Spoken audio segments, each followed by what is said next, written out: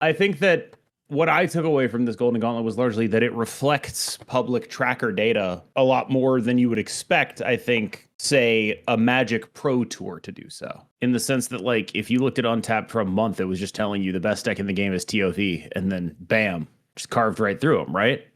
Mm-hmm. It's tough from a production standpoint because I want to showcase as many different potential styles of deck as possible. I want to make sure people can see that it's not a Magic event or a Yu-Gi-Oh event where it's like, look, this is the deck that works. Pilot it better than anybody else go. I mean, even at a Magic event, that's what you do in the early rounds. You get Jeff Hoagland on stream. That's Jeff Hoagland's whole career. You know, maybe he falls off later into the tournament, but we got him when he's 3-0, and this is a 3-0 feature, right? And so Jeff gets to be known as like this, you know, off-meta deck builder, and the coverage gets someone to talk about, and it helps the goal of the coverage, which is to create stars and create interest. And it is one of those things where it's like, oh yeah, no, like that is how you run one of these things. And what you want to do is you want to put people who are doing interesting and weird things at a high level on the broadcast. Make stars.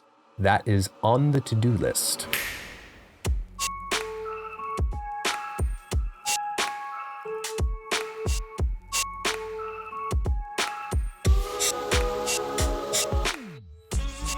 Anything else before we kind of hop into this? Nah, man, let's knock it out. I've got basketball on a second screen, bro. Let's get it. Oh, it's going to be one of those podcasts where it's like you're listening, but you're staring over here and you're like, I don't know that you can tell the difference. I can, because I know you have a certain face when you're surfing that website shop when you're getting really crappy jerseys. Yeah. You have this very specific look of just like zonk, because I can tell your eyes are zonked somewhere else. They're going everywhere. They're just like... No, the opposite. You just kind of like lock in and you're listening to me and you're responding kind of like this, almost a little robotic. And then every now and then I'll get a sure. Yeah. We get a couple of those thrown in there. We'll get those in there. I think we kind of have to start with the OTA though, right? Yeah, man. I mean, you got what you wanted. Did I get what I wanted? I don't think I got what I wanted. I mean, my OTA was very different from this. You got 4/3. Mother Askani. Yeah, but I also said +1 power. They were a little nicer than I would have been. I got a third, really, if you want to get down. Wait, hold on. Wait, I get to be KM in return then. Wait a minute. But remember, KM, if you're the balance team, why make 2 number changes at one time when you can only make 1 at a time? Yeah. Why'd you put your glasses on upside down for that bit? Because that's me being you. Whenever I'm not being myself, I do the glasses upside down. Interesting. Whenever it's me and I feel like if you put my glasses upside down, you wouldn't be able to tell the difference. Look at these glasses, dude. Like, look. There's just like, there's very little difference between them. It's pretty minor. Fine, then I'll go with. How about I'll give you a separate pair, a different pair. Nice. That's. You know, people ask me where my glasses I get them from because I have a bunch of different pairs of glasses, and I'd really love to recommend the website, but they don't sponsor me, so I can't. Sorry, guys. No dice. I'll hit you up when I get a referral code, though. Get 10% off or something. See, but that's when. Come on, Mr. Streamer. This is. Am I about to stream educate you? Like Amazon links. Come on. Make an affiliate my agent combo. I actually had my agent reach out to them. We'll see how that goes. Good luck. It's fun. Yeah. Just Amazon affiliate links. Anyway, so Mother Askani dropped down just simply to a 4/3, lost a point of power. I think this is to appease the masses more than it is to fix the problem, because I don't think you stop playing her in any of the decks except Cerebro 4. Legitimate, and I'm legitimate. I'm not trying to be that guy. Like Cerebro 4, you could get away with it because you're doing the Shadow King thing. Now you don't. Like, that is the only other deck I would feel like you stop playing this card in. That's it. So I guess my question is, when you say the problem, what do you mean? Because I think that the problem with Mother Askani is that she's in 85 million decks. But why? And not necessarily that she's busted in all of those decks, but that she's in 85 million decks because she's just pretty good no matter what you're doing with her. And the more points you take off of her, the less true that's going to be, and the more you're going to have to be doing something specific with her. And I think that that's like, if you're like, oh, I'm playing Mother Askani only in the context of my buff and or copy deck, and I'm not just like slapping it into TOV or whatever. Right. That is a win. That is solving the problem, right? Like, that is like, as much as I said this isn't what I want with Mother Askani, there are a bunch of good reasons why I shouldn't get what I want. Why change why change two numbers at the same time? Why overreact? Why would we over nerf Mother Askani? It's probably going to be okay, right? Like, what if the actual thing that's supposed to happen is take it in stages, and that's the smart way to balance this card, right? I think that this is going to be a very fine card in slightly more specific scenarios than were previously than it was previously being played in. And that's good. And it's a good thing that they did that. And maybe they didn't necessarily go far enough to get the card to the state of quote unquote balanced, but the goal isn't necessarily to always immediately get the card to quote unquote balanced. It's to keep it as strong as you can while you get that direction, to me at least, because again, these are game pieces people pay for. Well, it's interesting because I think that's something we've talked about it, but we haven't gone into detail with it about when it comes to creating balance for a card that needs to be balanced, whether it's up or down. You're not trying to hit a target specifically. You're not trying to get exactly there. What you're trying to do, if you're the balance team, is you're trying to find what that range is. And it's the range of acceptability. So sometimes something is above acceptability and you just got to get it down just below the threshold, not the dead center between every deck and no deck, but you're just trying to get it just low enough so that way it's acceptable, right? And same thing with the bottom end, you're trying to bring that bottom up so that way if you put it into your deck, you've justified it because now it's acceptable versus unacceptable. And a lot of people don't recognize that. Where when they say this is a card balance problem, or this is not how I would balance the card. I think when we often talk about it, because it's a reflexive part of what you and I do, whether we understand or agree with the philosophy of take it one dial at a time, one choice at a time, as much as we understand it, when we talk about what would make this card balanced, I think we end up projecting more into that middle of like, this is what the middle ends up being versus this is what's acceptable more often than not. I don't think I do that because I explicitly set out to not do that. It's not something I like magically don't do. It's something I try very hard not to do. Like, it's like one of those things just like, I think it is very normal to approach it like that. But once I had enough conversations with people who actually do this for a job, it's like, oh, okay. What if I was thinking about it this way instead?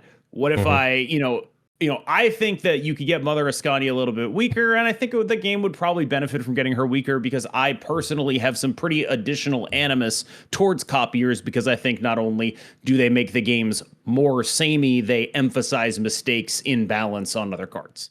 And those two things are going to mean that I am naturally going to be a little bit harsher on things that copy than I would imagine another person who didn't have that belief about the game would be, right? Right. But I also understand that that is not an iron law, and that just because I believe that these things are true, it doesn't mean that they are true and that the balance team is bad at their jobs for not believing the same principles as I do, right? And so when I did my votes, I nerfed her a little bit more because of the copy aspect, right? The other thing that I think that happens in community discussions of balance versus how they tend to actually balance is the community. And I don't even want to like say the community writ hole, the sort of like high level Discord grinder community, like people that are in my Discord, people that are in Rorum's Discord, people that are in the competitive channel in the main chat, right? They're very direct. It's very like, this is the problem interaction, change the text to fix that interaction. And there's not a lot of like second order, third order effects. And I tend to be a little less direct with stuff like that, where it's like, if I can avoid changing the text box, I will. And I know there's a number that I can put on this card that would make the text box okay. There just has to be. I find it impossible to believe that the text box should be your first resort. So if you apply that to what I did, I think you could very easily say that I went too far and I did too much of the text box stuff. Totally understandable. I think for now, we'll see people see Mother Askani go down to a 4-3 and they'll be like, okay, sure, whatever. And then it's going to get reapproached again at some point. So I look at it very similar to Wong in the sense that if you're going in on playing Wong and you're building a deck around that archetype of I need an on reveal in this lane to go absolutely bananas. If you're adjusting numbers to Mother Askani with her text box, I would not be surprised if eventually they just keep having to drop that number lower and lower and lower because the text box is so strong.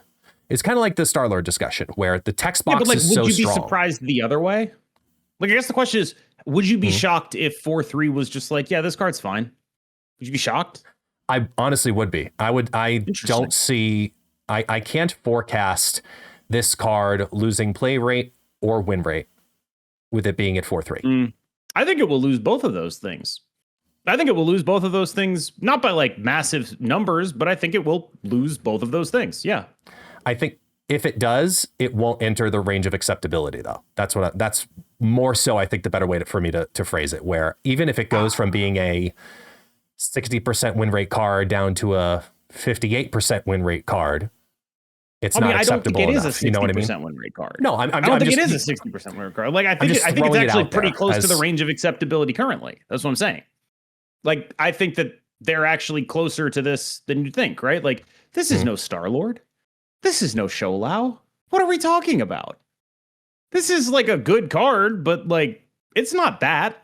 This is a really strong card. That's like a very good card in Marvel Snap, but I've seen no evidence that it's even like the biggest outlier, even among things dealt with in this patch. And I think it's a very solid, very versatile card that should get some power taken out of it. And I would have done maybe a little bit more, but I wouldn't be surprised if this was only in buff and copy decks now. I wouldn't be that shocked.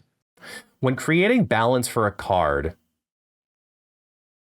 I wonder what is the threshold of strength of card versus popularity of card that goes into also making those balance decisions? Because even if the statistics are dead even on a card like Mother Askani, say it's a 50% win rate card, but it's just an awful play experience to regularly go up against. And it's a 25%, meta share because it just, like you said, it goes into like everything. So you're facing it in 1 in 4 decks in your climb. I mean, I think, what is that number that makes you say is it's played too much and you're facing it too much, even though it's acceptable? Just to speculate a little bit here. I think that number changes depending on how one-sided the play pattern is and how hard it is to interact with that play pattern. Like, I think the number of tolerable clog decks in the metagame is significantly lower than the number of tolerable Mother Askani decks in a metagame.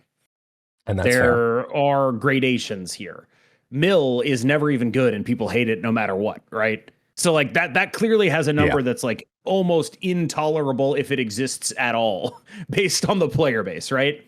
True. And to me, I think that stuff's actually significantly more important than how good a card is. Play rate and how much it sucks are pretty important things, and that's where this becomes much more art than science. What is an unacceptable play rate for Mother Askani? 20% plus, probably 25% plus. Like, just the kind of thing where it's the issue isn't so much what is an unacceptable play rate, because that's going to be informed by how good the shells it goes in are that are dedicated to it, right? So if people were playing a bunch of buff decks and Mother Askani was being used for the purposes of buff stuff, and that was it, but that was like 30% of the metagame, that's different than if people aren't doing that and she's just going in whatever.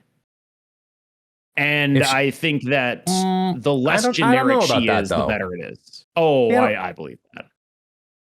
My counter argument is Sam Wilson, because that was a very plug and playable card, and it can go into a variety, and still kind of does in a way, but it's obviously toned down just a bit.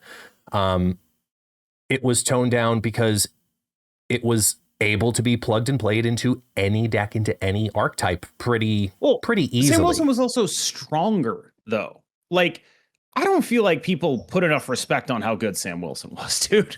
Like, I still don't know if they're putting enough respect on how good that card is. That card is insane. It is a really good card. It is a really good card. And it has never not been insane. But it has gone up and down with the relevance of the shells that it goes in, right?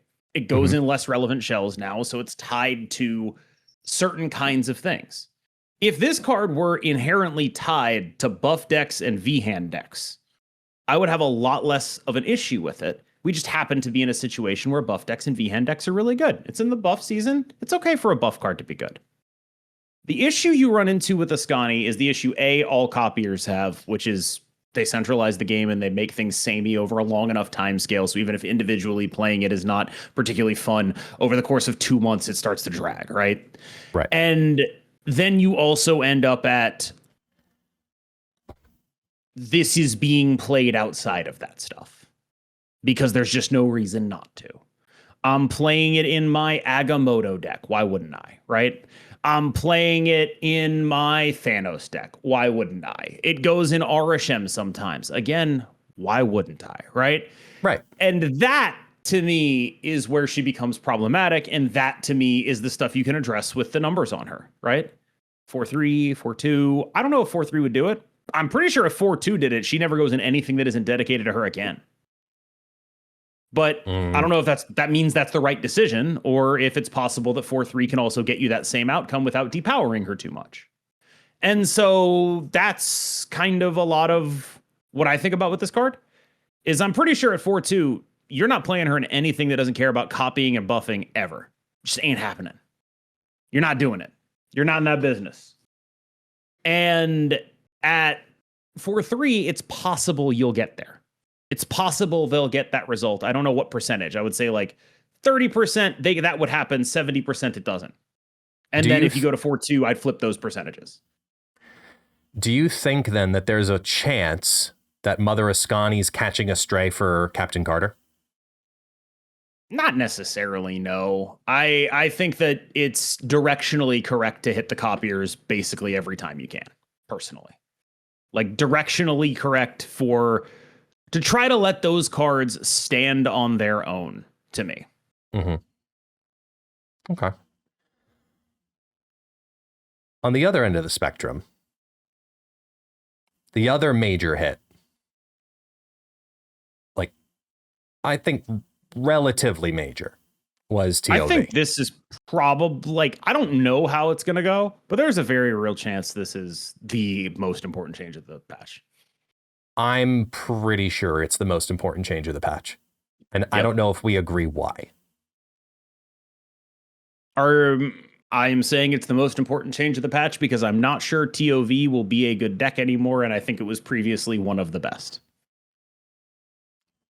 I think there's a world where this might be a buff. Okay, how likely do you think that world is? I just want to get your ballpark because, like, this is just like, I think it's like 20-30%. I'm sure, whatever. But like, if you're thinking like 70, no, not that high. I'd say you're probably around the 25, 33, somewhere in that range, because now that TOV is a 2-cost skill again. However, it no longer augments its cost every single time it puts a copy into the hand. It's always going to be 2-cost. Yep. I'm really curious on how shells are going to evolve with this card in Quinjet decks. I feel like I've fallen for, they made a card that goes in a V-hand deck way too many times. Dude. Well, that's because no. You're scarred by V-hand. I'm not saying necessarily V-hand, because this is anti-synergetic with V-hand. I'm not talking about those kind of decks. I don't know if it's anti-synergy with V-hand. I think it's like, you know what card I think is really good with this TOV other than Quinjet? Maria Hill. Oh, I love bodies. Get me bodies on the board. You know what else I really like with this? And you're going to hate even more? Is it Gambit Horseman? Uh-huh. I kind of expected that one, yeah. Yeah. But yeah, no, I currently think that the TOV deck is probably the easiest climb in the game. Yes, I'm I would playing agree. a version of the Andre Var Movi list where I'm just kicking around various tech cards. I swapped armor for Scarlet Witch because I played Butt a bunch and he was playing a Magic deck, and I was like, I'm sick of losing to this crap because I can't beat the card Magic. And then I swapped Stardust for armor because I like having a cheaper card. But basically, I'm just playing 5 tech cards in Techno-Organic Virus. So, like, anything that makes me do less of that. But also, what I like about this nerf is it flips the Mobius of it all. Now, Mobius is good against Techno-Organic Virus because you're using Quinjet to get a discount, where previously Mobius was good with Techno-Organic Virus because it effectively provided that discount. And I think that's, first of all, great. Because anytime a card makes people play more Mobius, I think that card is probably bad for the game long term. If this card, like, I love Pixie. The worst thing about Pixie is she drags Mobius into the metagame every time. And if we're being honest about it, a lot of the time what brings Pixie into the metagame is that Mobius is already good and you're like, I would like to capitalize on this. And that role is now being taken by TOV. So Mobius going from a card that goes with this to actively good against it. Love that. This is better than anything I would have come up with. Does it make the deck that I just gained 100 SP with yesterday dead? Maybe. Is it good that that deck is dead? Also, maybe. Yeah. I'm a little bit of inside baseball here. I was very worried about this card performing in the masses that it did during Golden Gauntlet, because I just kind of sat there like, do I really want to see this much TOV in the meta? Because people will see it in the Gauntlet packs, or it'll be one of the pinned cards for tokens and they can get it again. And it's just like, oh man, we're going to enter one of these Enchantress metas just because there's going to be that much infection. Enchantress? Come on now. Got to kill a whole damn lane. Yeah. That's not even worth doing. She's a 5/8. You make it work. You know what I mean, though. Just dealing with this, like, you have to start teching even more for TOVs than you were previously. Now, you kind of look at it a little bit differently. Now you're like, okay, I think we're going to see an evolution. Like, this infection is going to evolve and spread, but away from the decks that it currently resides in. I think that those decks no longer want to play TOV, because the reason those decks did so well is because they had a 1-cost TOV regularly coming down. But the way that you were getting ready to set that up is you were trying to take advantage of that extra Mobius play built in there too. Now, if you're trying to take advantage of something like a Quinjet line with that 1 cost, I think that opens up some different variations of what you could and may want to do in here. I'll give you an extreme example, but one that just literally right now jumped off the top of my head. I was messing around. You saw it the other day. I was messing around with a Nick Fury deck. It's a Quinjet, Nick Fury, Eson deck. And it was fun. And I'm not saying it's meta. I'm saying those kinds of cards, all of a sudden you look at this card and you go, you know what? That actually synergizes with that deck.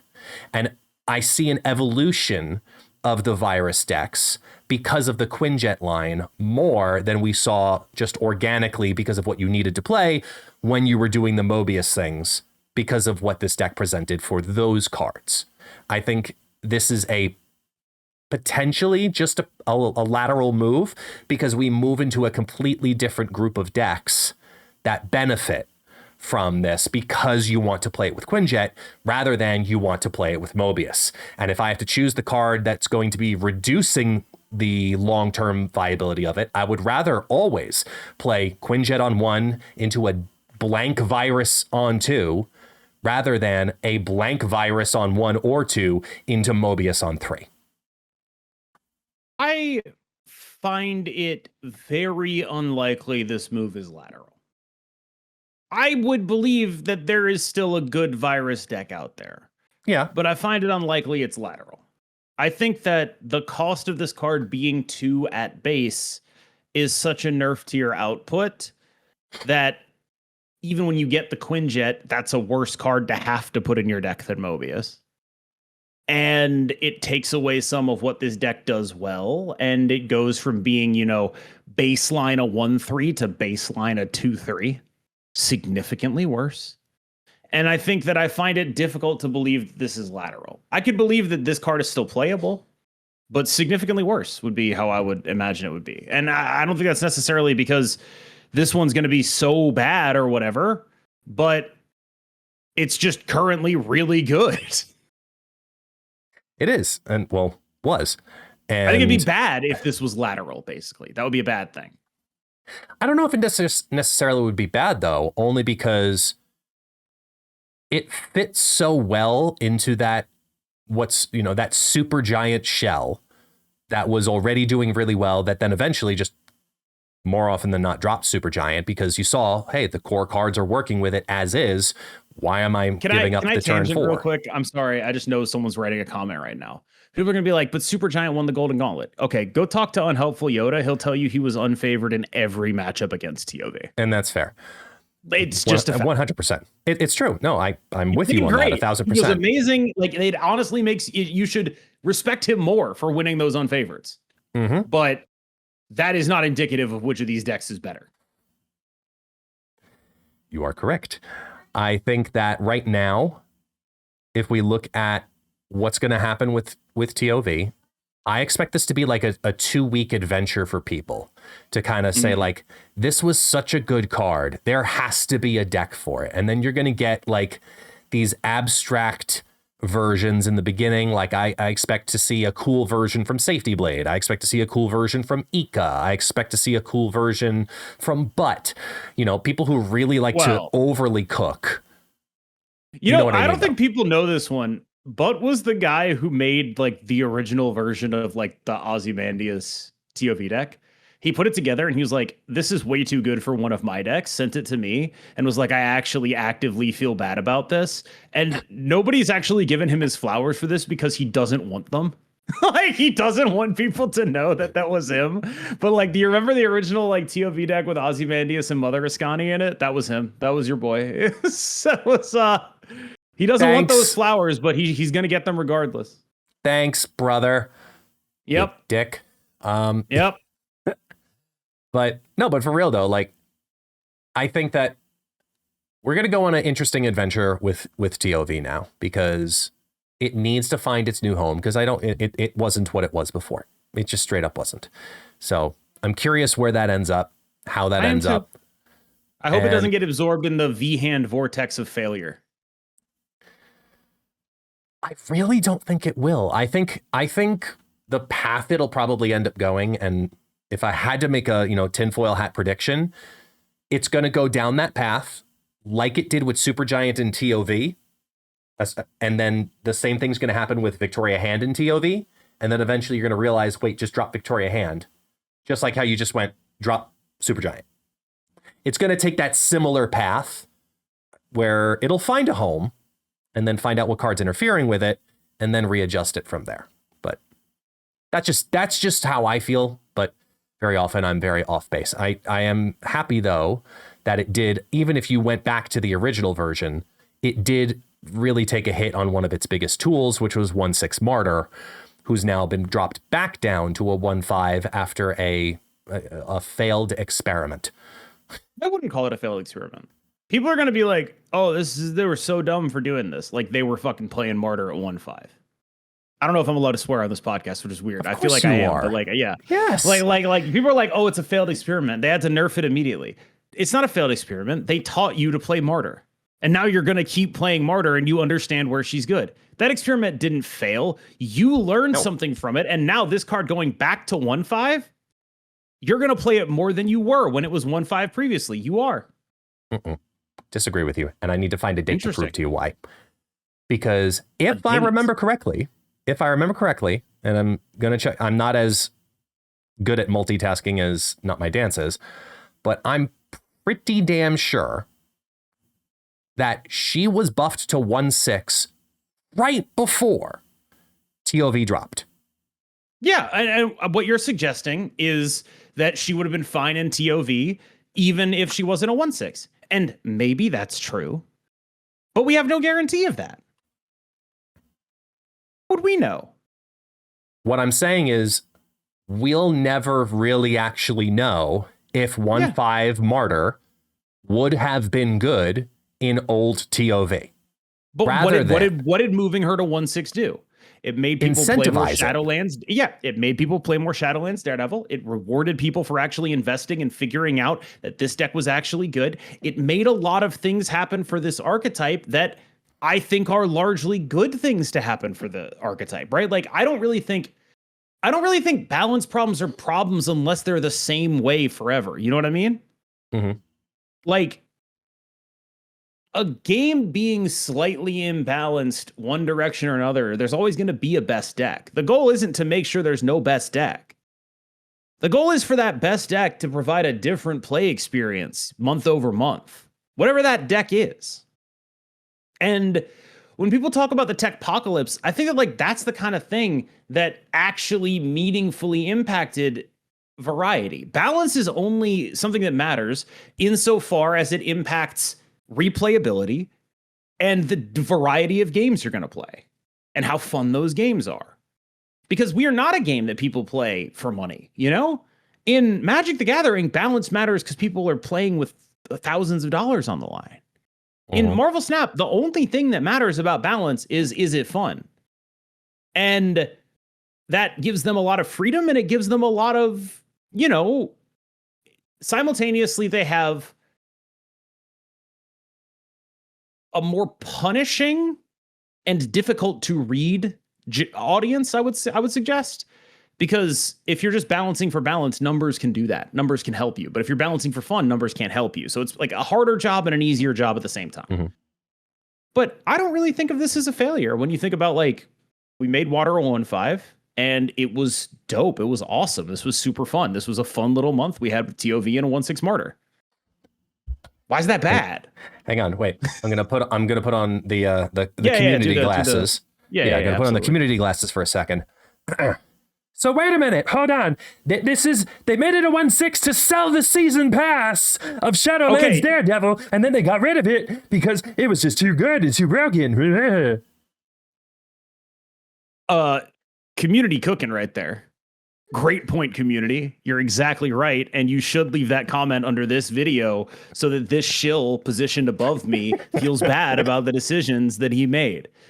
Absolutely great point, community. Really proud of you guys. No, I mean, I think that generally speaking, it is probably a good idea for them to incentivize people to try out new cards. And unfortunately, there is, you know, they don't do this with a pure heart, you know, but it is still a good idea. You don't necessarily do it with a pure heart because they make money on new cards. So their incentivization of people to play new cards is also going to make them money. But I think even if it didn't make them money, it would probably still be good because people get really mad when the new cards that come out have nothing to do with them and suck. Are we going to talk about Jubilee and Monstro, or are we just going to like let that one lie there? Let's finish the OTA and then we'll talk about. All right. I felt like it was worth putting the dot. The depths of the depths of the sea. We'll get to those a little later. Yeah, it was worth putting the dot on that one, I think. That's fair. Where do you want to go next? Because I mean, those were kind of the big ones. Galveston. That dirty water in Galveston, Texas is where they're gonna send me. Send me to Galveston. There's definitely references. I'm not getting it. Okay. There we go. Yeah. Inside the NBA, they do this thing where whenever a team loses, they like Photoshop them going to Cancun. They're on vacation. They're going to Cancun. The New Orleans Pelicans went out real sad a couple years back. And then Shaq was talking to Chuck and he was like, Chuck, where are we sending them? Yeah, we're sending them to Galveston. They're not good enough for Cancun. Sending them to Galveston, Texas. All right, so they can pretend they're at the beach. We're sending them to Galveston. They're not going to Cancun. All right, card that we're gonna send to Galveston. Then I think we're gonna go Kraglin. Yeah, that's perfect. Yes. Now I'm gonna hold you to your own words of 3/5 Kraglin. You know what? Now we're talking. Are you actually talking now? Dude? Like, I don't know if I'm talking to Kraglin, but I'm at least significantly more interested in putting this card in a deck. Like, I don't know what deck I'd be putting him in, but like I could very easily see those weird Agamotto decks where they're just like doing Ramatut things. I could see them playing Kraglin. Denish has been messing around with the Hela build with Kraglin and stuff in it. It's not particularly good, but it's like the kind of thing you could do in a world where people were playing the card Wiccan, which they shouldn't be in 2026, but people still do. This would be a card that, like, I don't know. I don't think we live in the Kraglin world right now because things are, he's like the reverse of a copier, where like every deck is built around synergy and the copiers are like, here, let me amplify your synergy. And Kraglin is like, I'm blowing it up. But like, I could see you playing this card. Like it's a much more actual reasonable card than it previously was. I don't know why, but the only thing that's like jumping to me is like, throw it in Galactus now. Sure, man. You know, like it gives you two options. Like you have Galactus in hand. Great. Awesome. Play the thing. And you know what? Sure. It's another ramp card, or it's a 3/9 and gives you priority, which helps you Galactus anyway. So like, as long as Galactus is in your hand, you feel pretty good about playing a Kraglin on 3, but I don't know. Yeah. I don't know. Like I'm interested in the card now. Because a settling 3/9, you know, you look at how'd you get to 3/9? Well, I could either do it the Wilson Fisk way or I could do it the Kraglin way, you know, like there's a world where Kraglin works. I don't know. Yeah, I mean, I do think that the metagame might be a little synergy for me to want to do this, but like, I don't know, this is not a bad card anymore. It just isn't. Like it might not be a great card, but it's definitely not bad. You know what I mean? Yeah, there's gonna be some pretty good cooks with this. I have a feeling, like a pretty strong feeling, because you can't feel bad with either condition. It's just does your deck have enough in it that to lose any one random card regularly, not just, you know, via location variants, but regularly, are you okay with that? That's the tough call. Yeah, like I think there's a world in which like you're just putting this in your TOV deck. And you're just like, what up? It's a guy. I've got a guy. It's a guy. Yeah. Hey, it's a guy. Stuff. You know. If Shadow King weren't such a card right now, I think be a lot more likely, but yeah. You might be cooking with the TOV Kraglin deck. Yeah. It actually looks like whatever that little guy is, the Blurp or whatever his name is that's next to Kraglin, it looks like he's been infected by TOV. I feel like that's got to be offensive somehow. Because, like, he just looks like he looks like a dumb little dog. He doesn't have any techno anything going on. No, anything, but his eyes are like all like, well, yeah, the other way. He's like a like a prawn toy where you'd squeeze it and the eyes would pop out to the sides. Yeah. Yeah, it's like one of those. Yeah, no, that's fair. That's fair. Okay, I'm gonna put Zombie Sentry on the screen for a second here because I can't determine if I truly like this change. Oh, I like it a lot. And let me, as I just slam my knee into the desk, trying to cross my legs and now have a giant bruise guaranteed. That is a different level of hurt. I don't know if this card is, God, this hurts. I don't know if this is a really fantastic. Don't know if this card is really fantastic. Try to work through the pain. You hit a note, man. Yeah, you hit a note. I'll take it. Don't worry. I'll tell you what I like about this card while you recover. I kind of like the idea of bouncing my horde and then having 2 hordes. And I kind of like the idea of this card being cheaper and thus a better target for bouncing my horde. And I'm saying this to incept specifically Doc Guapo into doing this. Hopefully he's a listener. But someone's got to figure out a way for me to do, like, you know, bounce with my hordes, and then I get 2 hordes, and then both hordes get like +4 off this. And suddenly I'm like, wow, that's actually a number of points that I'm kind of interested in. Obviously, I'd like it more if it was a 1, but like 2 ain't bad, dude. I think the best thing that now I'm really incentivized to do with this is probably Misery, because you do not feel bad about getting this to do its thing twice. It's a 2/1. Like, it's occupying valuable real estate. So maybe there's a world where there's that kind of a synergy to put back together. Wasn't it like wasn't it Jet who had the zombie horde Phoenix that package? was more built around the 5s there, where like the premise was the thing that deck wants to be doing is reviving a card that puts green power on itself with an on reveal, so that you get like a bunch of fire hairs and miseries and phoenix forces and things like that. Like that's really what that's about. This guy unfortunately doesn't put the power on himself, but maybe a supporting piece, but I don't know. I think there's going to be some experimentation with this, but mainly in like Conquest, because there's just way too much Shadow King to really ever consider a serious amount of Zombie Sentry. Because, I mean, granted, if you don't run into your Shadow King opponents, Zombie Horde Venus stuff is great. I was on the Snapchat talking to Alex, and I was talking about how Shadow King was everywhere, and it's like defining the metagame, and he was like, I don't actually see that guy. Like, I forget about him. And then someone Shadow Kings me, and I'm like, holy shit.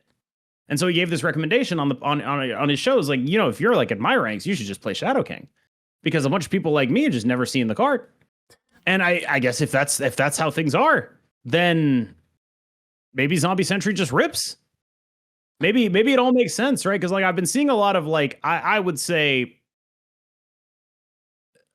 takes that I disagree with that involve like, yo, Venus is busted. And like, to be clear, not. But if no one's playing Shadow King, I can totally believe how you get there, right? Like, if people just aren't doing that, it's like, yeah, maybe she is. Shit. So, as I'm looking through it, I pulled up the stats on Shadow King for popularity side. Like, yes, I know. As little Harvey decides to have an opinion. What do you think his opinion on Shadow King is? He thinks it's a squeeze toy. And just wants to like dive into his belly, because I know that's what Harvey does to me. Is he just kind of like, I'll be laying in bed and all of a sudden he's like, hey, it's time to wake up. Whee! And just like plops like he's trying to dive into the ocean. Right now he wants to go fight his brother, and I'm trying to prevent that from happening.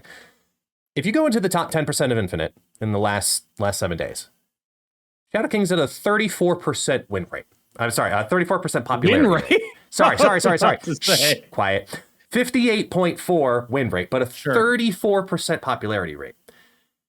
If you go all the way the other way, and you go to like 60 to 80, so if you're trying to climb right now, it is a 14% appearance rate. Yep. You may heavily be considering Zombie Sentry. Yeah, but I mean, more than that, what you should be considering is Shadow King. Seems like some open space to take advantage of, right? Seems like you should just take advantage of the fact that no one else in your elo is playing it and catch people off guard with the best card in the game. Contrarian Even to then, that, though, I think that also sounds high, though, right? Because Untapped, like, who uses Untapped, right? Like, that's still going to trend a little higher than the average. Like, I would bet the average elo of like an Untapped player at rank 80 when they hit Infinite is going to be higher than the average elo of a non-Untapped player when they hit rank 80. So what I'm saying is it might even be lower than 14. It might be. At the same time, if you look at the top 10% and you look at the average cubes, it's 0.48. When you go to that lower range, it shoots up to 0.68. Yeah, there's bots in there. Cube stats for outside of Infinite that's are true. Straight up unusable. You're right. No, that's fair. That's completely fair. It's completely fair. It's just funny, I guess, because Shadow King, if you are in Infinite, you can't consider Zombie Sentry. Honestly, like because you can't play that package. You can. It's just like you end up losing to Shadow King just like everyone else does, you know? Well, especially if you're in KM best elo, you're running into Shadow King 1 in every 3 games. At least, if not more. You can't consider it. But if you are that person that can play it, sure. I think you can consider it depending on whether or not you feel like you have a plan for the matchup, right? How do you make 2-1 Zombie Sentry in the zombie deck playable in a Shadow King meta? by bouncing your horde and making your final turn involve playing multiple hordes and multiple zombie sentries. Have it be about that. Like, again, I'm not saying it's the easiest thing in the world, but like, you can plan for something. Mm-hmm. And and I'm not, again, I don't think it'll be like a good deck or whatever, but like it is a thing. Like, again, these things aren't rules. When I talk about these cards being metagame defining, they're metagame defining, and that just means you have to take them into account, right? Like, it doesn't mean that you can't do what they're doing. It means that you have to have a really well thought out plan for the matchup that actually works. And that's not as easy as people make it sound. It's a difficult thing to do. And you can still succeed if you do it, even with subpar things. If you understand how the matchup plays out better and what matters in the matchup better than your opponent. And like, priority is a good example of this. There are some decks that are like, if I want to make my Shadow King work, I got to throw priority. What matters in this matchup? How do I make sure that happens? I'm playing Invisible Woman, I'm playing Grandmaster, I'm playing Shadow King. Is that a good idea? Probably not, but does it give you a plan in the matchup? Yes. And so like, that kind of stuff is important. You've got me. Also, I know you're not a basketball guy right now, but the finals is on, and it's 57-32 right now. The Knicks are getting the dog crap beat out of them. It's crazy. Wemby's pissed. He's just throwing more people. I think. I'm looking at Zombie Sentry, and in my head, I just realized, I'm like, hold on a second here. Is there a world where we go back to the old Agent Venom bounce decks and we find something along that line? I doubt it, but I commend you for trying.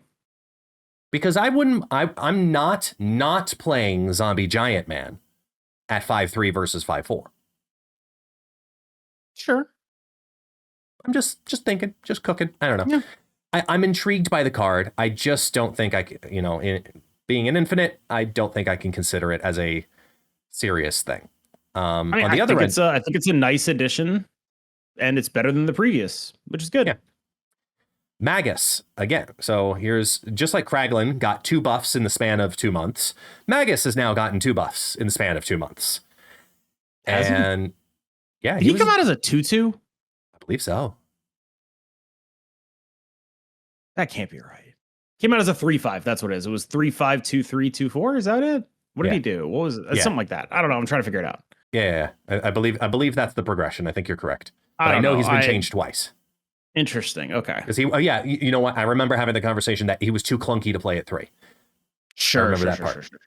But now you're sitting there at a 2/4 and you're going, okay, what else can we do with this? Like, I was seeing people using Magus this past week to float on 4 to get the Jubilee Silver Surfer. And I was like, that's interesting. A 2/4 Magus really likes that. Actually, right? It's a 4 now. It's probably better. Yeah. Exactly. And I was like, I am intrigued, especially if you draw it again later and then all of a sudden you got the 2 of them. Yeah. Because that's adding it on there. So now it's a 4/6 in your hand, and then you play that 4/6 and you're adding +10 onto your final 2 draws. Nice. That's pretty good. So I was like, keep that one in the back of my head. Now with 2/4 Magus, I'm thinking about it. I think it's possible this card becomes underrated at 2/4. Because he's weird, and I don't necessarily think that people are going to spend the time with him that he deserves. But if you told me like 3 months from now that there was like an ongoing deck that was doing Magus stuff, I'd be like, I believe you. That's a super believable thing to be true. Yeah. No, I think this is another one of those like super chef cards that you do have to build around. But there could be a deck that, like, now this is getting some decent amount of power and you can play it earlier. You know what? Maybe there really is something here. I think I'm, out of all of the changes, I'm most intrigued to cook with Magus again out of the cards that I have kind of left by the wayside, in the sense of, Kraglin, Zombie Sentry, Crystal, Lockheed, like out of that group, Magus really does pique my interest at 2/4. because you've got that cable stat line, that good, this is just a good card to drop onto stat line, and you don't feel bad about it. It's just, what are you trying to hit, and how often are you able to get away with Magus being dropped down on turn 3, turn 4 even, and then you still maybe can get something to happen. Like, I got to revisit some of like the older decks of what we're trying to do with him, and he felt too expensive, because now with 4 points of power and an earlier turn to drop him on, maybe it can reinvigorate some of the older stuff. Works better with Carter Moonstone stuff, right? This becomes your Captain Carter. Ain't bad. Like, oh god. The issue is, I think that decks that play Magus need to not scale off of volume. And so, like, as much as I would want to play him in Carter Moonstone things, right? That deck scales off of volume.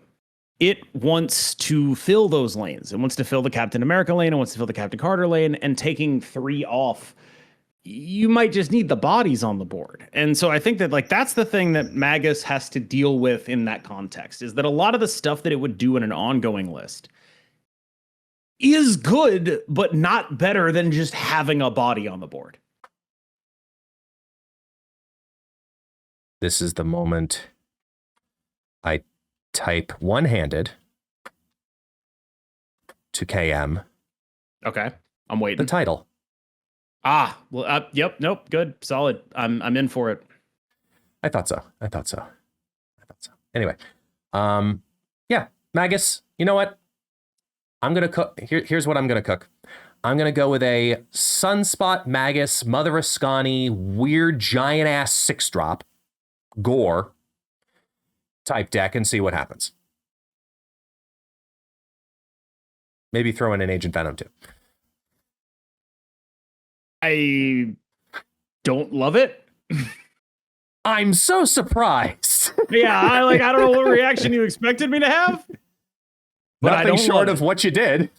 Yep.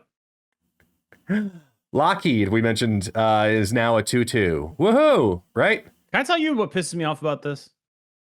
That variant. You want me to switch it? No, that's great. If you told me we're gonna buff Lockheed, and then you told me we're gonna nerf Techno-Organic Virus, I'd be pretty pissed. I want to play this card with Techno-Organic Virus. I want this to be the card that scales off my ones. I would like to do that. Now I have to. I get it. It's Kitty Pride card. I know it's dumb for me to be like, I can't believe they're making me play Lockheed with Kitty Pride. But I would have played the shit out of this card in some TOV, man. And now I can't. Yeah, I think you're just kind of looking at Lockheed as like, he still continually fills the role of the 2-cost scaler you always cut. Yep. I don't think 2/3 makes any difference on him. Like, sorry, 2/2 makes no difference on. Even 2/3 really wouldn't make too much of a difference on him. 2/3 is what I would have done, but if you really start to think about 2/3, it's like, so you're telling me it's a 2/5 that becomes a 2/7 that becomes a 2/9? It's like, that suddenly starts to be like, okay, maybe that's actually quite honestly good, right? It's good, but it's no different than Chamber. It's no different than Moonstone. Both of which are not 2/3s. No, but I'm saying the 2 points at a time scaling. No, I know, but like on a 2/3 body, pretty much every time we've had 2 points on a time scaling, it's been busted, right? Angela, Chamber, Moonstone, like those bodies have never stayed at 2/3. Yeah, not that's once. True. That's true. Maybe we should. I don't know. The only one who's stayed. There's only 2 cards who've stayed, and they're in the same deck, and it's Kraven and Sam Wilson. And you know how I feel about that package. I think we're all still waiting for the Batroc package just got so lucky that like combo winter arrived. It's combo summer, it's hot girl summer. Everyone's doing, beach body green power shit. Yeah. Batroc is so lucky to take the heat off of him. Like that stuff is at 6 months from now, it's still gonna be like, man, that's a really good points package. Again, not wrong. I don't think there's anything you really do though outside of the normal with Lockheed. I do want to talk about Crystal though, because is this a card you actually start considering now? Because it's a good body. I gotta tell you, I hate this change so much. Oh no. I hate it so Really? much. Yeah, I mean, Why? you know how I feel about like specifically cards that make games play out the same. Right? Uh-huh. This is a card that makes games play out the same. I think that's just flat bad. I think it's just flat a bad thing. Because I get you have that a higher chance of doing what your deck is supposed to do? Yep. Yeah, it just pushes your variance lower, your execution higher, and you're more often operating towards the higher end of your range. And so is your opponent. And so both of you get this boost to your range, and then you just end up doing 2 ships passing in the night, range plus range, and every deck that ever plays Crystal is a deck that is just saying, I'm going to stat check you. And yeah, I hate it. I hate it a lot. I expect this to be the change that everyone else loves, and they throw tomatoes at me for saying that I hate it. I expect like a bunch of like people who love like combo decks are just like, oh, this is so sick. I'm so glad they did this. I can't wait. I dislike it greatly. I dislike anything that makes variance less impactful in this game than it already is. And I know that people are gonna like maybe not understand where I'm coming from on that, because as a good player, I'm supposed to like things that reduce variance because they make me win more. Outside of my own perspective here, I just think that like balance wise, design wise, it's just not a direction I'd like to go. I hadn't thought about it from that angle of you're like more likely to pull your combo, but at the same time, so is your opponent. And you're both going range, and so it's just who's taller. So I'm curious if this then kind of leads into like being the card that constantly defines what's the tallest combo deck right now. I doubt it. I think it's mostly going to be in like tier 2-ish, Zombie Galacti, Living Tribunal, Splat combo deck. It's not going to be that good. It's just like, that's the other thing. If it was going to be good, I think I'd have a little more patience for it, because it's like, okay, if it's going to be good, at least it's going to be good and different for a while, right? And then maybe if they have to change it again, they'll change it again, right? Like what they did with Martyr. I've got no objection to that. Mm-hmm. With this, I don't even think it's going to be good. I just think it's going to be boring. KM hates the entire OTA based on the Crystal change exclusively, saying the devs don't know what they're doing. I did not say any of that. That is everything you said. I'm reading between all of the lines in your hair. Yep, just every single one of them. Interesting. Can you see I don't know if people can see. I've got like a bit of white in my hair. I'm sure you can see it, but it's like mostly localized to here. And I'm kind of hoping that it turns into like a rogue thing. That's kind of what I'm hoping will happen, is I get like the rogue, just like shock of white hair. I think that would be sick as hell. I've been graying for years now, so I have no envy for your little tiny. I want it so bad. Stacey London rogue style. Yeah, dude. Streak of hair. I could be Anna Paquin. Like I could do that. That's what I want. That's what I want to do. But yeah, what was I saying? Marvel Snap is dead. The dev team doesn't know what they're doing. Basically, yeah, that was the overall summary of what I was extrapolating there. I did want to talk to you also outside of the world of the OTA. You got 2 choices right here. You get to choose the narration of the ship. Do you want to go down the path of the cards? So you want to talk about Jubilee a little bit?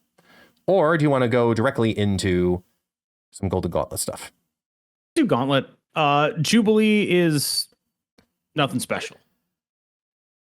Slightly better than Monstro. My video was titled, I am extremely whelmed by Jubilee. It's kind of it. I'm whelmed. I labeled mine Jubilee makes you limp. Interesting. I hit every potential angle from that one. Golden Gauntlet happened, and we saw the prevalence of TOV, and then the OTA. So I kind of want to weigh those 2 things together, because Similar Can I to what just you were ask you a question? Can I ask you a question? Let's start there. As someone who's like a contractor in Second Dinner's marketing department, how grateful were you when you saw that TOV would not have to be in the deck that you sold right as it was getting nerfed? No comment. I know, like the top deck always gets like, oh, it's like here's the champions deck. Here's right? the thing. Do you Here's have the any thing. idea how mad people would have been, man? I'm going to rewind you back to earlier in the conversation when I talked about being worried about the presence of TOV from a player's perspective, about seeing it more in ladder. That was my concern. Mm-hmm. So when we take a look at this as a TOV nerf that is happening in this OTA, obviously it has nothing to do with, oh, look, well, you got to remember that balances and patches and adjustments, like they're constantly working on stuff. Gauntlet, yes. Yeah, this kind of stuff, they've been clearly looking at prior to the Golden Gauntlet. And I think Golden Gauntlet for the public was just affirmation at how good that card was. Because you look at the percentage of people who brought it, how well it performed, both in Ozymandias style decks and not. Like, it was such an incredibly strong card. So I'm glad that they did something to it because there was that chance that, well, imagine if we got to see it more. It not about like Second Dinner stuff. I'm talking like as a player, there's only so much TOV I can handle. There's only so much. You got to get a vaccine, you think? Yeah. No. There's a joke in there somewhere. I'm just not getting there fast enough. I don't know what you're talking about. I was being serious. I know. I was looking at some of the data and I was breaking it down. I was looking at card packages and builds. And I mean, obviously TOV did, for lack of a better term, really well. Like really full board, top 16, people who qualified, etc. Everything. It did incredibly, incredibly well. It was the highest performing combo package of, and this is where it's interesting, at least for me, because it's Fisk, TOV, Martyr. That 3-card package of TOV specifically. Now TOV gets hit and Martyr got hit. Fisk didn't. Which I'm surprised. I don't. That was in my FOTA where it's like, do people realize how jacked up that guy is? Mm-hmm. That guy's really good. Really good. I agree. But now that 2 of the 3 out of that combo were hit. I'm just saying, like, of those cards, only one of them is in Unhelpful Yoda's deck. Yes. And it ain't the one that got nerfed or the other one that got nerfed. It's true. It's very, very true. I was trying to figure out like what gets you to do well in a tournament and what gets you to like qualify, what gets you to Worlds, what gets you to top 16, etc. And one of the most interesting stats I was looking at was we all really were assuming there was going to be a high prevalence of Captain Carter combo, right? We just assumed incredibly strong deck, really high ceiling. There were more decks of Captain Carter combo that finished at 4-2 than any other deck. I suppose that's what happens when the deck is really good, but the most played card in the field is Shadow King. That's life. Yeah. The number one like differential matchup was the Captain Carter combo deck versus decks that ran Mobius and Shadow King. I'll say this. I didn't get as far in my TOV testing as getting to Cosmic Ghost Rider with the tech package. Mm-hmm. And the list that Andre Var and Movi took, I think that one swings the matchup meaningfully. Like, I think that like you are now actually functional into that matchup where previously I would say it was kind of touch and go even with the Shadow King. Mm-hmm. But once you get there, it's like even against a good player, I feel good about this. Yeah. And as I sat down and I'm really looking at like how many people are bringing Shadow King, and it's a pretty accurate reflection to competitive play. in general, right? The percentage of people that are playing in the top 10% that are playing Shadow King was almost nearly exactly reflective of the entire pool of people in the Golden Gauntlet who also brought Shadow King. So I found that correlation also really interesting. Like, they're both right around 35% of the field. Number one played card. Shadow King was only 25% of the field. No, I'm saying in top 10% infinite, it's 35% of the field. Oh yeah, sure. It was like, it's like, it's GG, number one. Yeah. It's number one in GG, number one in top 10%. And I was like, interesting that it almost feels like more people were playing Shadow King just because it felt like that's what they have to play. Yep. Because it wasn't just like the top 10%, the top, performers played Shadow King exclusively. No, it was like the entire field, 1 in 3 decks were running Shadow King. So I found that interesting because then you look at the Captain Carter combo deck being the number one deck that finished at 4-2. Well, that means that 1 out of 3 games you faced a Shadow King. So yeah, you ended up at 4-2. It was like everything worked out perfect. I don't even think you're supposed to lose to just a Shadow King. You know what I mean? Like, it's not a good card to see, but it's definitely like the kind of thing where it's like, not only have I beaten Shadow King, I've beaten people grandmastering Shadow King. Like, as long as you're on the level and be like, I'm capable of beating this, I'm doing what I do. But the Cosmic Ghost Rider Shadow King pin, that one's dangerous. That is the thing that I think was the nail in the coffin for Captain Carter insofar as, like, it's obviously still a very good deck. Out of the decks that qualified for Worlds, so anybody who went 5-1 or 6-0, the number one most effective card, what do you think it was? Like the card that was in the most of those decks. What are you defining as effective? I shouldn't use effective. That's probably a poor choice of words. What was the most popular card in decks that went 5-1 or better? Oh, Mobius? You wouldn't be asking if it was Shadow King, so I'm just ruling him out. It's not Shadow King, no. Yeah, so I'm going to say Mobius. Wilson Fisk. Oh, right. Sure. Yeah, I probably should have come up with that one. Yeah. Like, it wasn't really like even close. No, he's a monster. Absolutely chaotic. So it almost makes me think, like, imagine if we had Golden Gauntlet right after. And the TOV was this version, the 2-cost version. I mean, I think you probably just see a lot more people doing other things with Fisk. This is my thing. Like, they're aiming at TOV. Like, TOV is the problem. But, like, man, I do not know about that. I think it is probably the more appropriate one to hit versus Fisk because of the full conversation you had before regarding Mobius. It is an enabler of having more Mobius in the meta.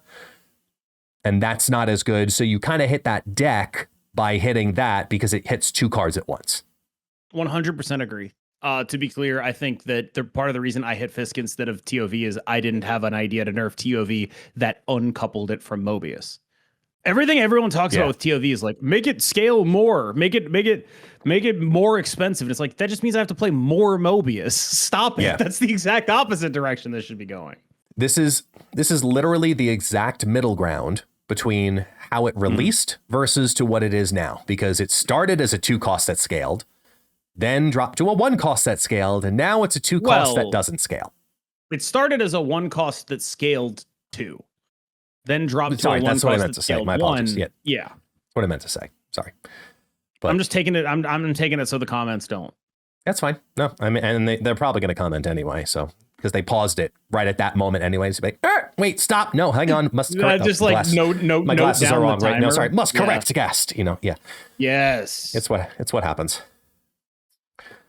So anyway, I was trying to click through and trying to find some like interesting little nuggets and data pieces. And I think the biggest surprise looking at those who qualified was the amount of Phantom X.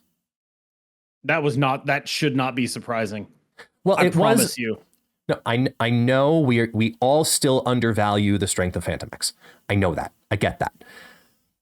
I'm curious how much of that effectiveness is because of it being a pretty damn good counter against Captain Carter combo versus how much of it is just it's a good deck. It's mostly about being one of the few decks in the metagame that is a great Shadow King deck that can hide a lot of its power and throw priority against Captain Carter combo. So that's obviously good. And being a good Killmonger deck means you have some equity into TOV. And so you just sort of naturally have this trifecta of tech cards, Shadow King, Killmonger, and Mobius, that cover a lot of ground in your matchups. When you're doing things like that, the Gambit is especially good into Carter decks because they play like 3 cards by the final turn of the game, and then they play the rest of their cards, and they have 75 power. But like just messing up sort of specific ordering things that they do, changing how many things are getting a Captain Carter buff, things like that are just like, it's got a really good natural matchup into that. It's very solid into a bunch of the point decks. It is a wildly underrated deck. And I've been doing videos that in my videos, I've just been like, everyone switched off Phantom X for no reason. And they shouldn't have done it. And it was very good. And it's still very good. I did talk to the person who top 16 with it in Ika's chat recently. His name is EXO. And he's like, KM, I was mad that you didn't put my exact Phantom X list on there. And, you know, shout out to that guy. I appreciate your passion and how mad you are. But yeah, like I just sort of think that I think you can kind of do a lot of stuff in that space. And as long as you hit those bases, you're good to go. And so you just have a lot of things that are good. You got the Phantom X package itself. Wild Child is a 2/9. You got Old Gambit. You got Killmonger, the 3 tech cards that we already talked about. Phantom X himself is like a 4/19. And I think what happened was Lady Bullseye came out, and so people started playing Luke Cage. And so we're like, I got to stop playing Phantom X. And then, like, no one picked him back up. They just like put him down like Woody in Toy Story. I don't want to play with you anymore. I'm done. He never got picked back up. And so like I would consider that wildly unsurprising to me. I just think that Phantom X is like not like free money, but if you ask me to guess what the best performing bad like off meta quote unquote archetype is, this is the easy money right there. Is it off meta though at this point? No, it's not. That's the thing. Like, that's a meta deck that people just don't play. But meta is about popularity to some degree, right? So who cares? God, that's scary to think because I've always been someone who's just kind of sat like, I don't know if this is a deck. You know, like I've never been a full. I don't know. I don't know if true believer is the right word, but like a full-on believer of that deck. And more and more and more, I keep seeing this kind of evidence of like, yeah, it's a combo deck.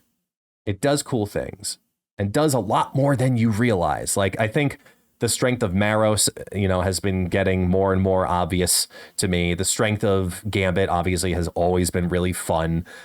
And it is it also seems like it wants to be more difficult than it probably actually is.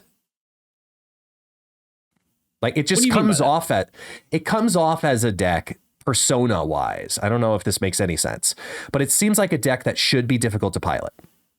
And it intentionally pushes people away because it's like, okay, you have this condition, and this condition to make this deck work, right? You have to do a destroy, you have to do a discard, you have to get the Phantom X down before on turn 5 at latest, so that you can do all of those things. You have to hit all of that to Exodia combo. You also have to remember to use them.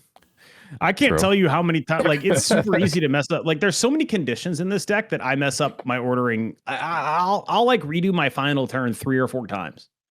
Because I'll have done something like, okay, I'm playing Killmonger Gambit final turn, right? Yeah. So those are my triggers for Phantom X, obviously.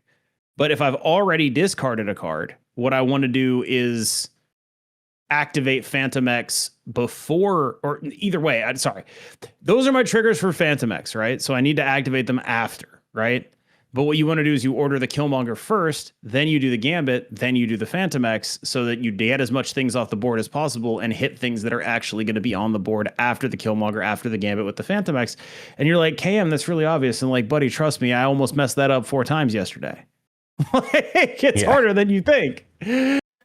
Like 75 conditionals. Sometimes your destroy comes from blowing something up, and sometimes you have to order it such that you use your zombie Captain Marvel.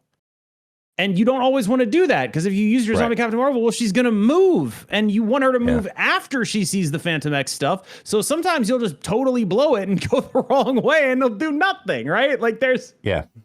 That's not even to say, because like the more times I redo something, the more likely I am to just forget to click and activate. There is a lot of bullshit that you got to do in this deck, dude. No, you're not wrong.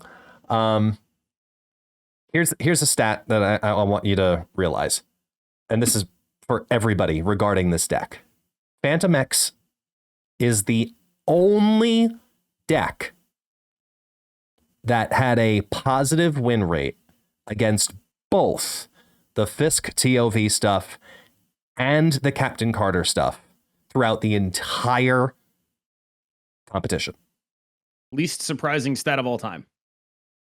Fully believed. I think believable. However, I think a lot of people undervalue what the deck, like myself, fully admit on that one, fully truly undervalue the strength of what that deck is doing as, I wouldn't say a off meta deck anymore. I would say it is the dragon type deck of the meta. I'm using one of your old references, really? No? No, I don't think it is, though. I think it's a very good deck, but not like invulnerable or anything, just very good. And it's not like perfect mat. I don't think the dragon type thing has the connotation there, to be honest with you. I think it's much more like steel type, where it's pretty defensively oriented. It's about establishing its own defenses before executing a game plan from that is like fundamentally premised on that. It's about restricting your opponent's output rather than your own output. And there are some pretty ridiculously pronounced weaknesses for the archetype too. And so it's a good deck, but I don't think it hits what we'd be talking about there personally. Okay, so then this would be a number 1 setup in a tower defense game. You know, I actually have not played a lot of tower defense games. I don't know what that means. Good defense. You stay alive. You stay in it. Yeah, it's sure, man. It's Wemby. Called tower Phantom defense. X is Wemby. All right, it's Phantom X is Wembanyama. We've got there.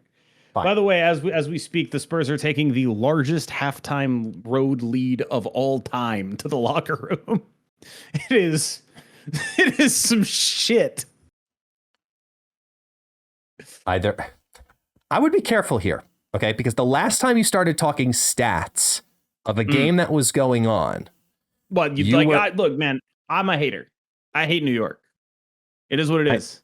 No. I'm saying in the sense of the last time that happened, it was the Unk Bowl, where you're like, man, I don't feel bad about, okay, this is the first quarter. I'm so glad I'm not watching this game. Right, yeah, and ended up being one of the best fucking NFL games of the entire season. Best game of the season. Yeah, I forgot about so there is a chance New York all of a sudden in the middle of this recording is just going to go on like a 70-0 point run. If they pull it off, they're extremely capable. They're a great team. I hate James Dolan and I hate the Knicks. It's as simple as that. I that click sound, I'm pretty sure was Perry Manilow unsubscribing to your channel from your channel. Isn't he a Cowboys fan? He's a huge Knicks fan. He's from New York.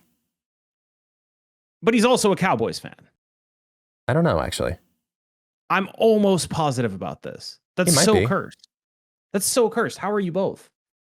How are you a Knicks Cowboys fan?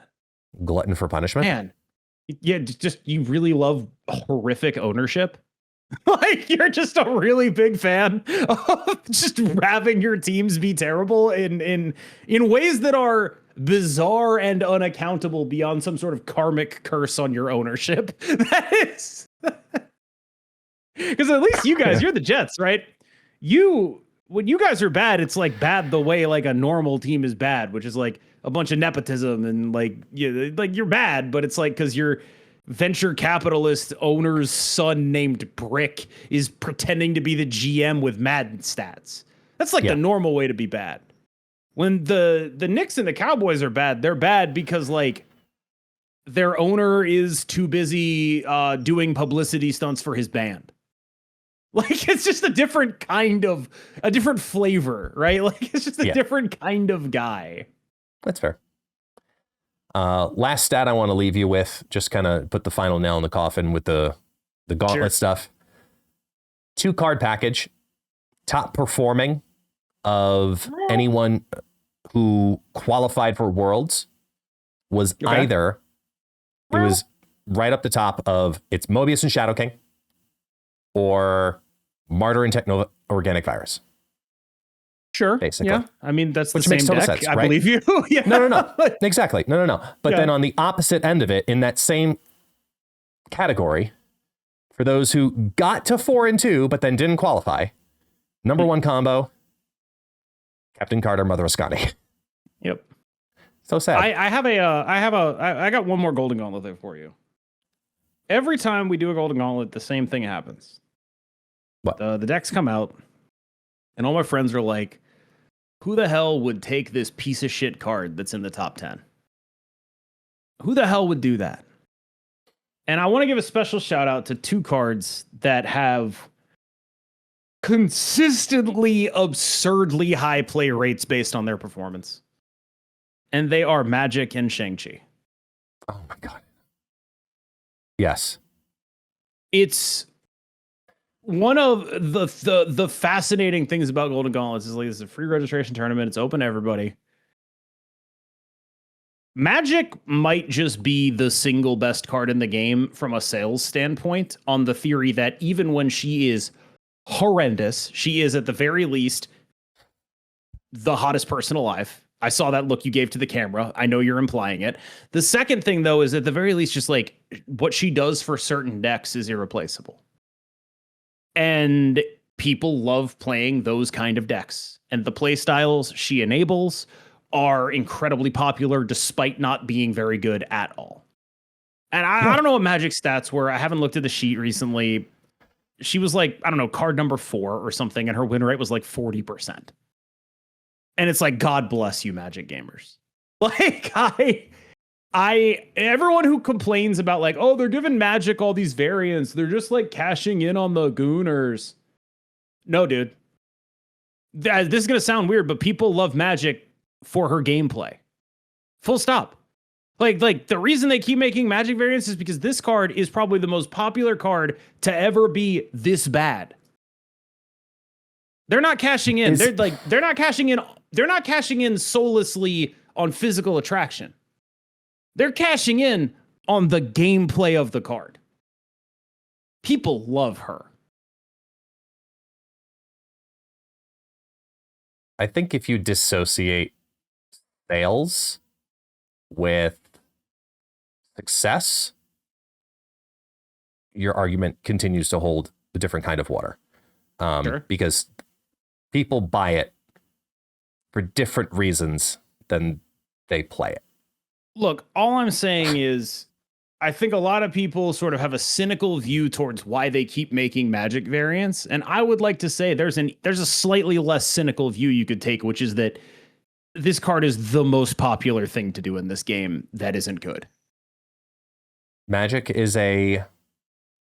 was the number 4 most brought card to the tournament, and it finished with a 40.6 win rate against decks. That is the exact same win rate as Shang-Chi. Shang was like 9 or decimal. 10, right? 9. Yeah. It's like, it's worse for Magic, right? Shang is like, it's vestigial. People just remember him being good in tournaments, and so they bring him, right? Yeah. But Magic, I don't know where this comes from, because she's just not ever been a card of that level, but people love her. Like, is there a point to which you have to start assuming that like some percentage of the field is just gonna like, you just got to be like, yeah, man, I'm going to pack the extra Scarlet Witch in my deck because 10% of the people I play against just going to have a Magic and I'm going to win. Like, you just have to bake this in to Golden Gauntlet prep is just like, for reasons unknown to anybody, the cards Magic and Adam Warlock will be vastly overplayed. Adam Warlock was 5, right? What was his win rate? Adam Warlock was number 10. His win rate was 47.6. Hey, man. Crossed the Magic barrier handily. Yeah. Shout out to Adam Warlock. I think he probably crossed the Magic barrier handily largely on being included in like the second tier of TOV decks. But hey. When you look at the performance of Golden Gauntlet, and 2 of the top 10 are at 40% win rate. Those are people playing on fields. And when the next weakest card doesn't show up for like dozens and is Arnim Zola, and it's barely worse in win rate, you got to look at that guy. But like, again, Magic is like the 4th most played card, and she's like one of the, like, if you cut out the ones that are just like basically no sample, I would bet that she's the only card that is top 10 in representation and bottom 10 in win rate. Like, if you set the right parameters on what does not count as a representative sample, I bet you could coerce the stats to say that. Probably. I bet it would be doable. The only one I saw that I remember being notably lower is Kitty Pryde, who was in the 30s. Yes, I saw that. It was like 38. Well, as my computer is like freaking out on me right now. Whoops. Yeah, I can see that. I don't know what's going on. I don't know, but you're currently in slow-mo, and it's definitely still recording. Oh, yeah. Interesting. So stand by. We'll see how things go. Luckily, it's just an audio podcast. Did you see the comment on the last one that was like, what do you mean for the audio listeners? We can't even see it either. Oh, yeah.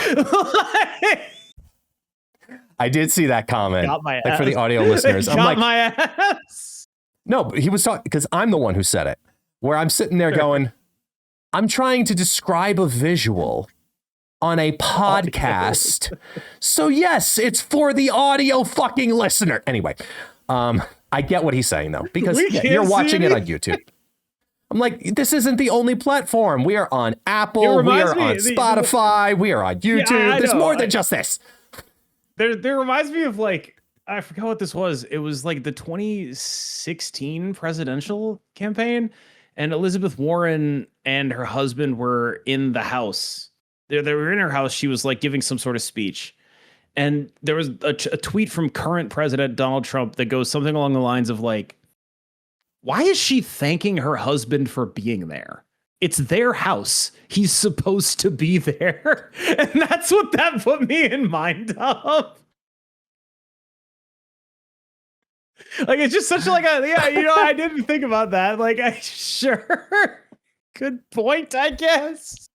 Not relevant to it, but like technically correct in a way that like I've never logistically seen anyone... technically, yeah. I mean, yeah, it's like you're right. That is their house. He's supposed to be there, sure. Yeah, like, that's how I felt reading that comment, man. Jubilee Silver Surfer. So no, for the audio listeners, what does she do? Is that what we're really naming the podcast now for the audio listeners? No. Be great. Yeah, so ending on it as well. I did want to also kind of go out of the way and explain something just for funsies too, a little bit of inside baseball. That's fun behind the scenes regarding Golden Gauntlet. So obviously Golden Gauntlet had a delay because we had some technical issues based on everybody going in for signups at the same time, and it caused the website to freak out. Even when we did test it at Block Party Bash for your event. The real lesson of this, I don't have enough motion. Correction. Sorry, correction? No, correct. That's the correct word. Correct. Right.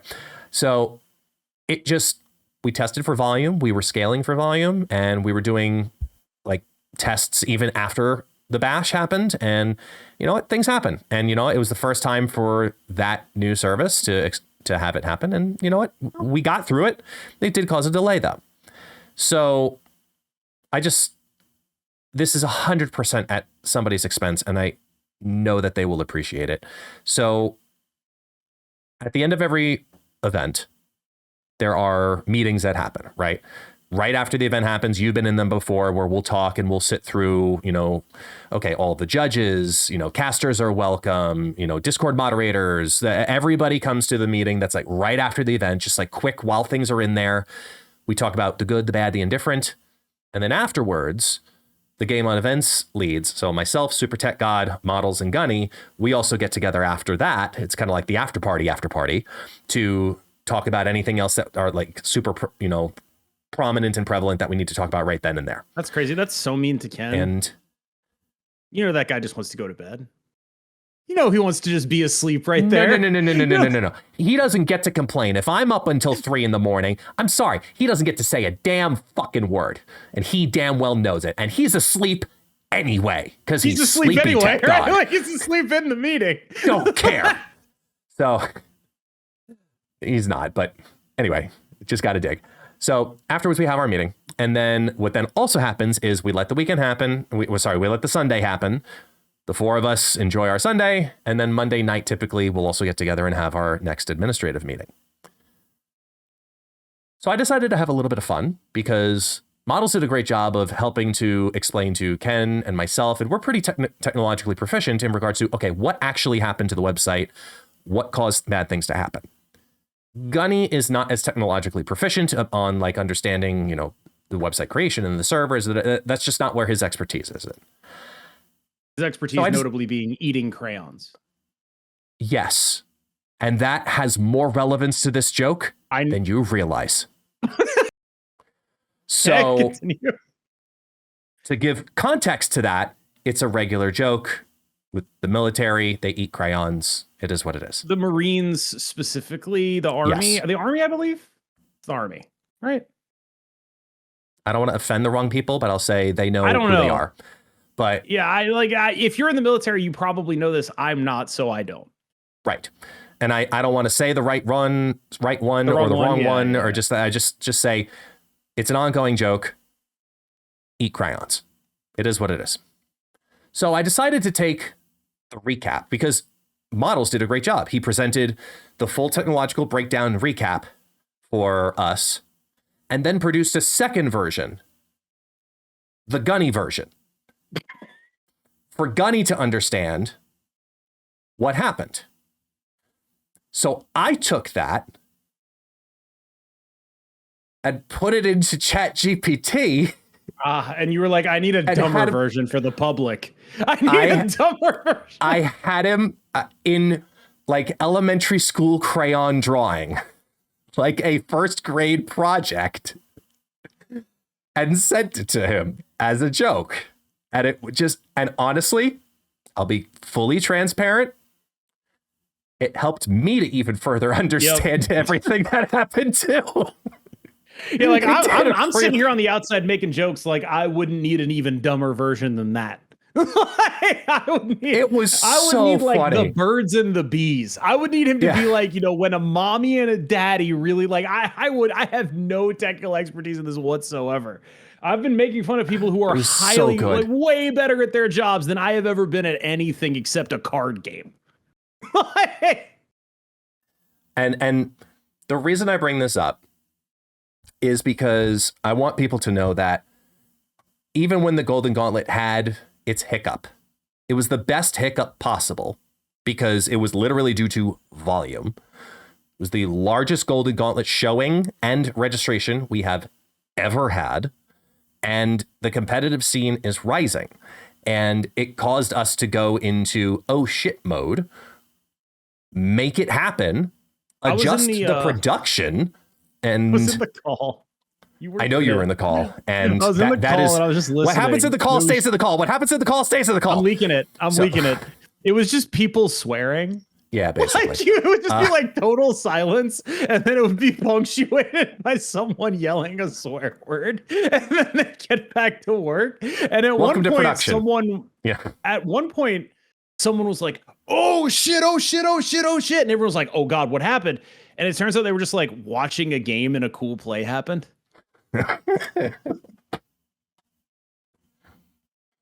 How dare the broadcast make it entertaining and then confuse the entire production? During one of the show matches, it was like, oh shit, oh shit, oh shit, oh shit.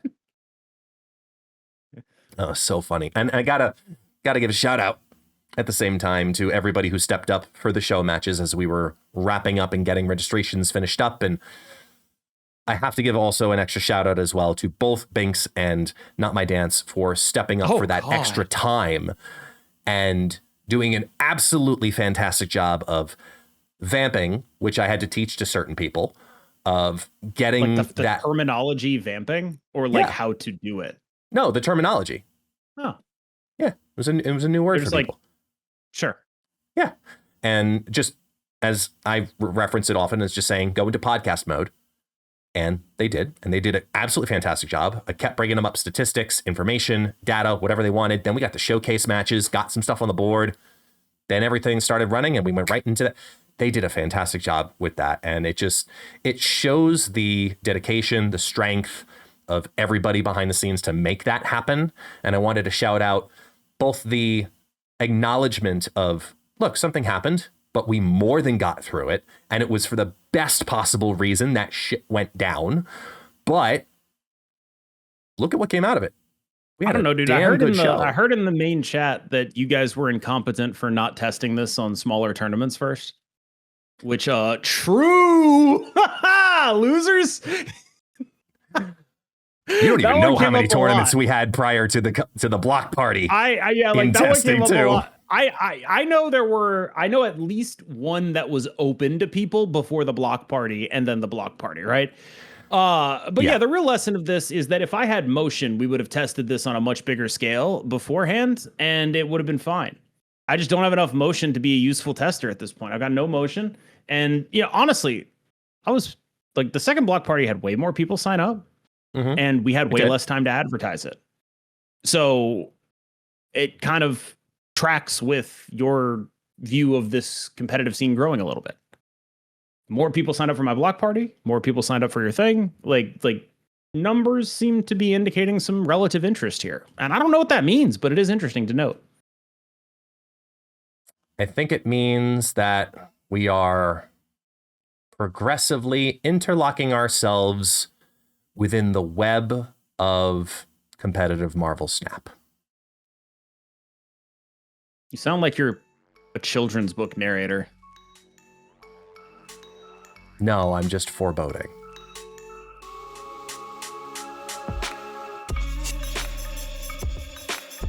Cut it. That's the end of the show. Cut the broadcast.